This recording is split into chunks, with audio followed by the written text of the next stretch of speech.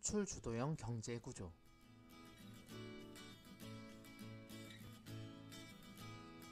수출 제일주의의 탄생. 64년 1월. 군사정권은 정치자금과 산업자금을 만들겠다는 구실로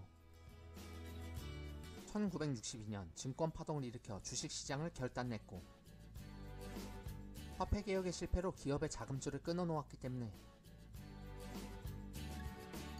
경제는 엄청난 충격 속에 파탄을 맞게 되었고, 그걸 빌미로 미국은 경제정책의 주도권을 완전히 장악하여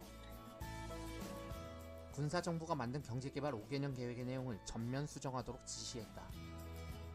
한국은 내수시장이 작고 구매력도 부족해서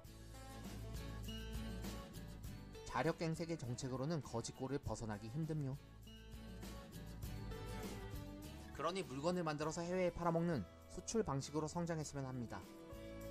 알겠습니다. 그럼 어떤 물건을 수출해야 될까요? 한국은 인건비가 싸니까 노동 집약적인 물건을 만들어 팔면 짭짤할 겁니다.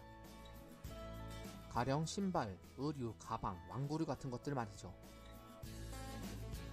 하지만 우리는 중공업도 발전시켰으면 하는데요. 북한은 10년 전부터 철강을 생산해오고 있지만 우리는 전혀 생산도 하지 못하고 있습니다. 북한은 우리보다 전력 생산만 5배를 하고 있어요. 하지만 중공업은 투자 자금이 많이 들어갑니다. 한국은 지금 때가 아니라고 봅니다.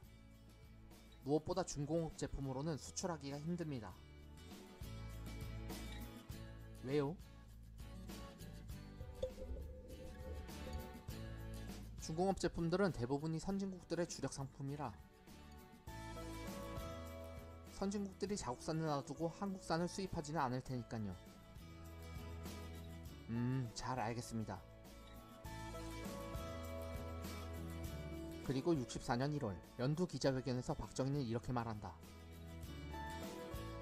앞으로 우리 경제를 발전시키기 위해서 무엇보다 수출 진흥에 전력 질주하겠습니다. 그렇게 수출 제일주의는 탄생하게 된다. 환율제도 시정. 64년 3월. 하지만 수출을 위해서는 반드시 환율 정책을 뜯어 고쳐야만 했다. 당시 한국의 환율은 미국이 볼 때 여전히 낮게 설정되어 있었던 것이다. 62년도에 환율을 100원에서 130원으로 올렸는데 2년 만에 또 올리자는 건가요? 올려야 됩니다. 그렇고 말고요.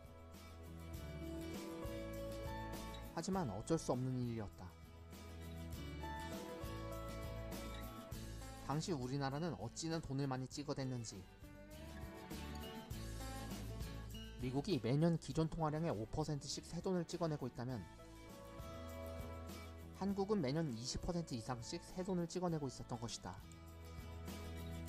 결국 한국 돈의 가치는 매년 15%씩 달러에 비해 가치가 하락하고 있었으니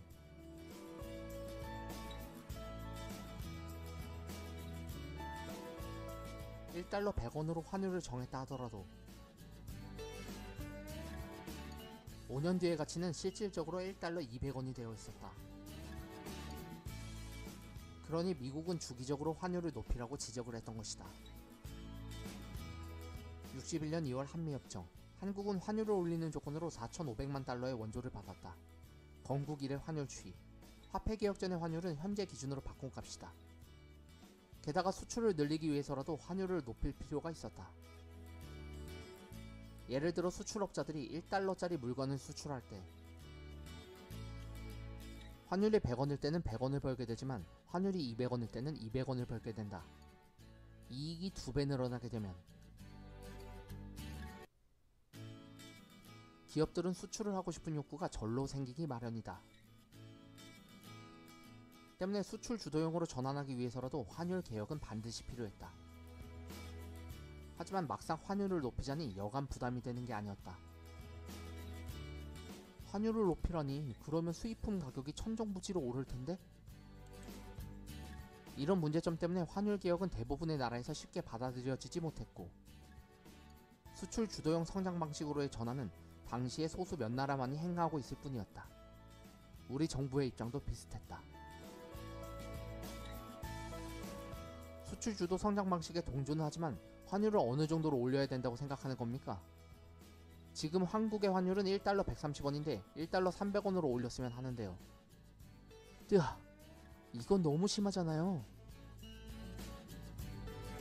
지금 우리나라는 원자재를 대부분 수입하고 있고 공업 발전을 위해서 많은 설비와 기계를 수입해야 된다고요. 특히 정부는 물가가 오르게 되면 서민들의 불만이 커져 대중 지지도가 떨어질 것을 크게 우려하고 있었다. 가뜩이나 요즘 식량난 때문에 곤란한데 물가마저 오르게 되면 때문에 미국은 당근을 제시했다. 그런 문제라면 걱정 마셈. 생필품의 물가가 올라가지 않게 1천만 달러어치의 식량을 무상 지원해주겠음.